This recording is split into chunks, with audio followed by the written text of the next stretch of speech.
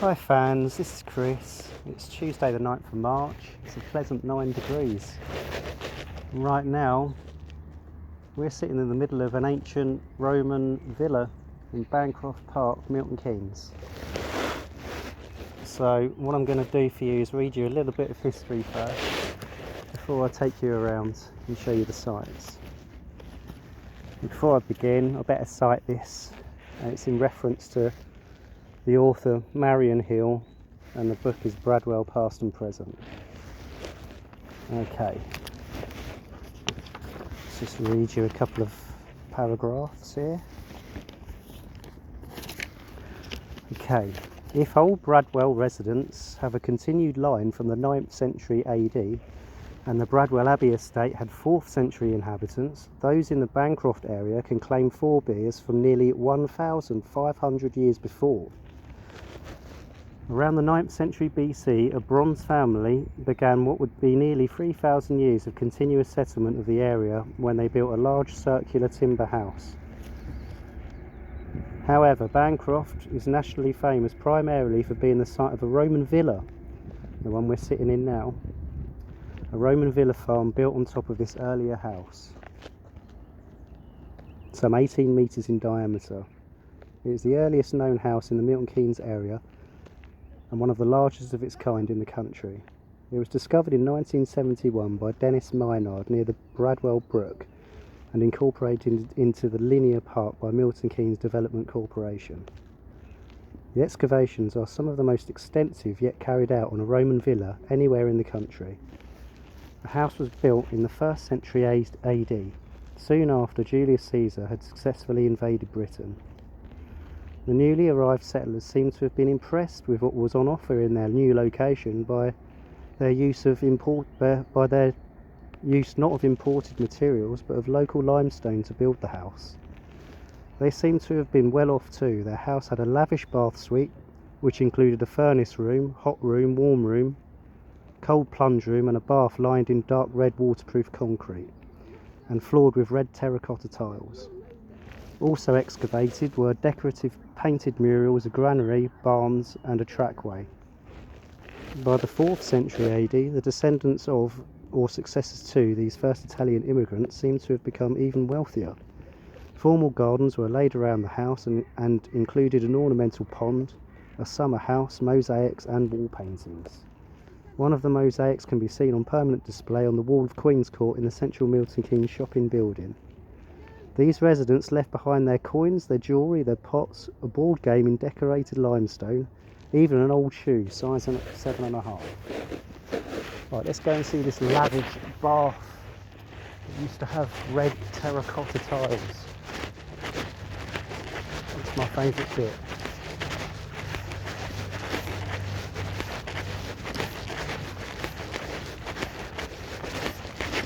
I used to come up as a teenager and get drunk in the middle of the night. That old thing where you tell your parents you're going to go and stay at your friend's house and then they tell their parents the same and really you're in the middle of a field getting drunk. Yeah, that's this place. Can you imagine that? Terracotta tiles, red ones.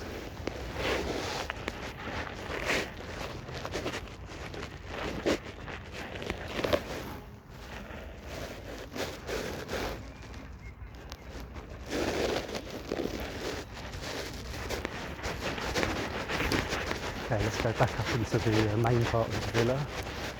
So there's my bike. Hi bike. I need to get my bag anyway. Have to walk on the actual walls. Just walk around the whole thing.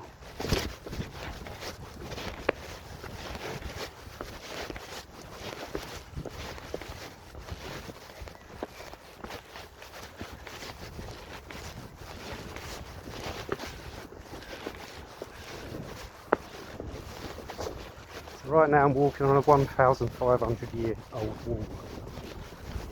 It's pretty impressive when you think about it really. It's still here.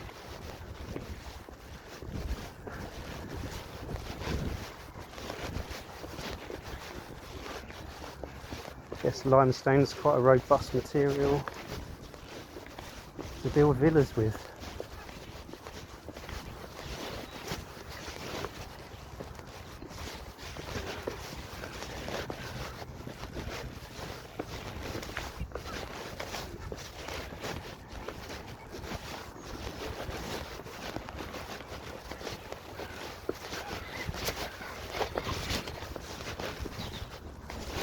Popular place for picnics and stuff up here. It's quite a nice little park really. Just bought myself a sarnie and a drink.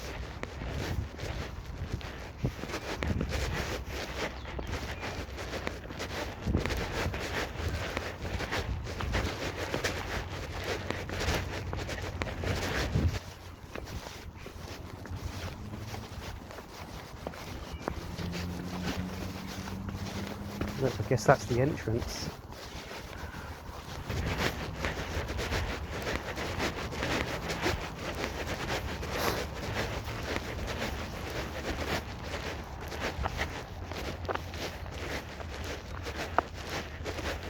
So this is the entrance.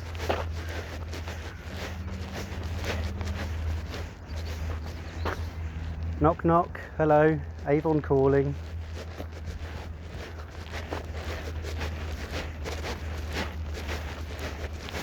The foyer area, I should imagine.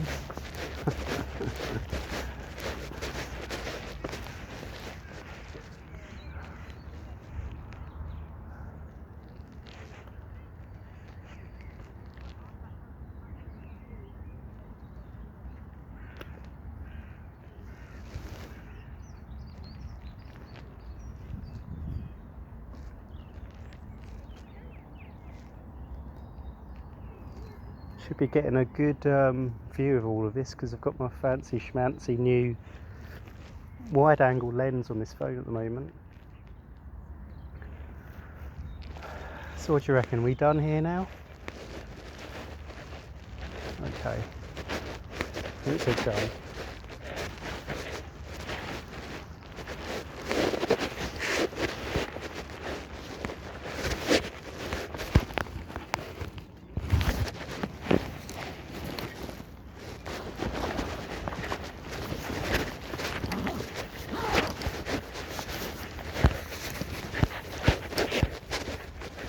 Let's take a nice leisurely cycle back.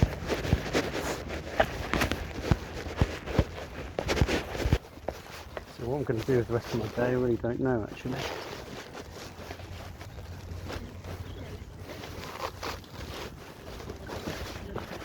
I've already done my studying. I don't really want to do any more of that. I'm going to burn myself out.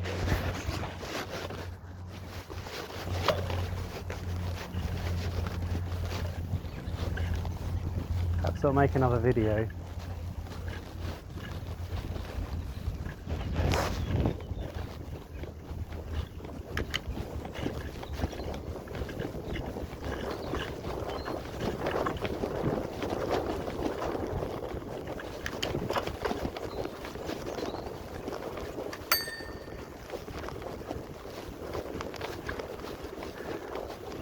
Cheers, my dears. Okay.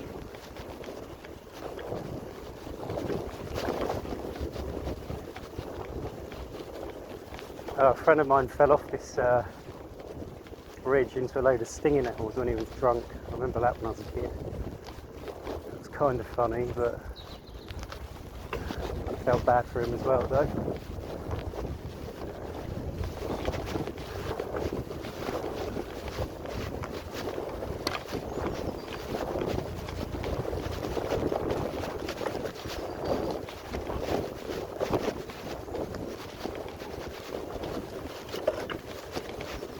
Nice little park over there. I used to take Dylan to that after picking him up from play school, because his play school's only over there that way.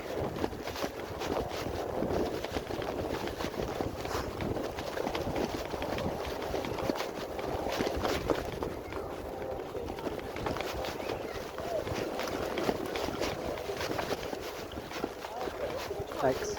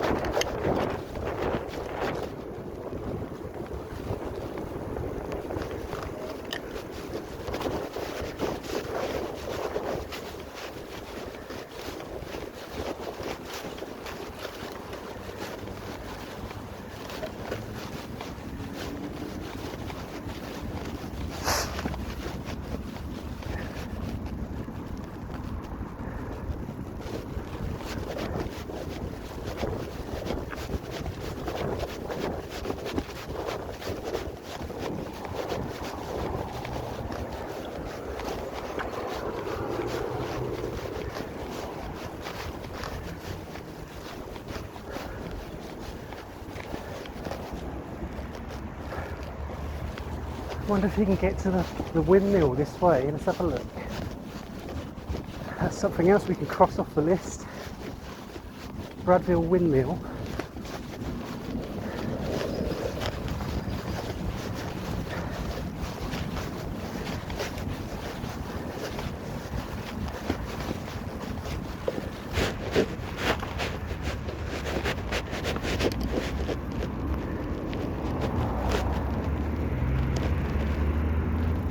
Yeah, of course we can. Excellent. 2 for 1, switch back.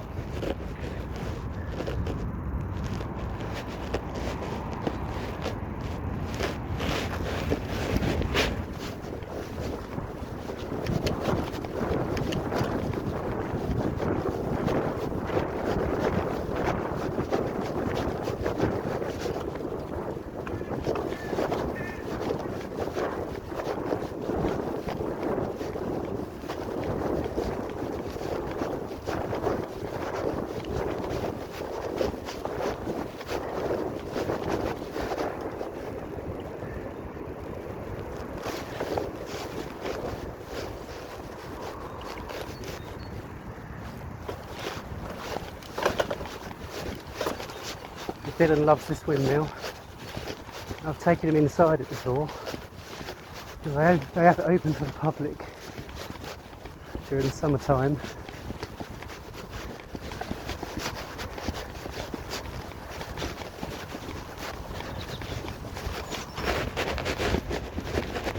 Okay, let's take a little sit on that bench. I can recoup and you can look at the windmill.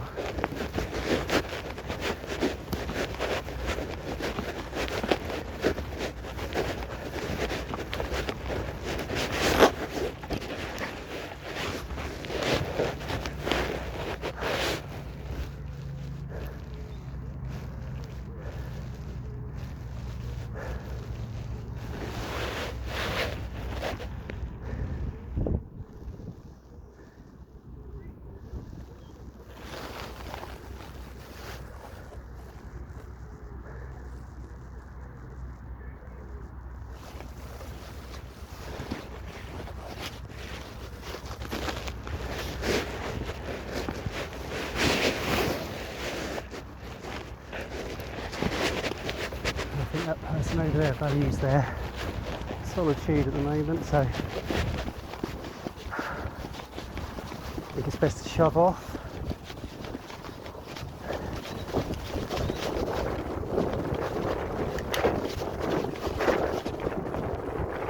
What we'll do is we'll go down the Grand Union Canal towpath.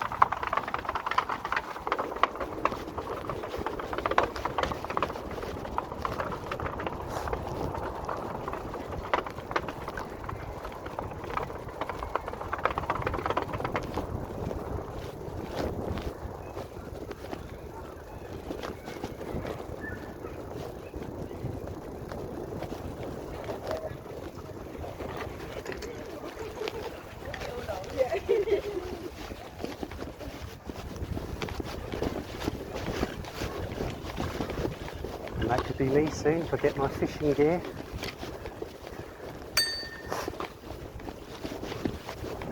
So mate.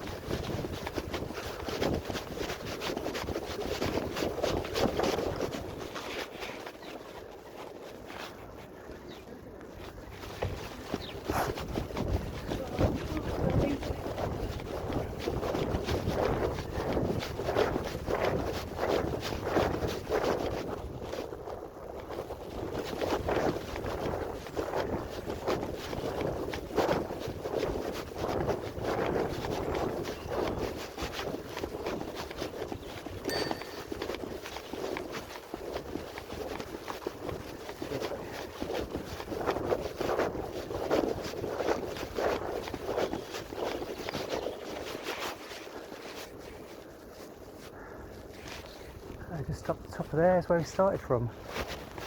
This is the bridge that I crossed earlier. Oh no, forget that. It was a different video that I deleted.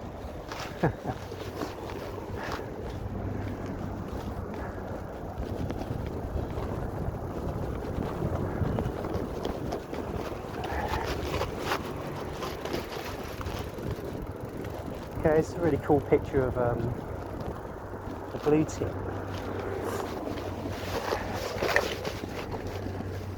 Very common British bird. You see that?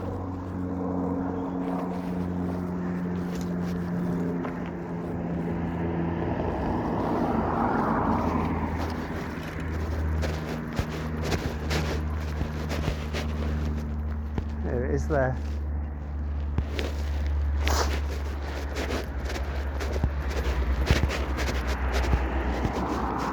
Anyway, I think we'll sack it off for today, so ta-ta.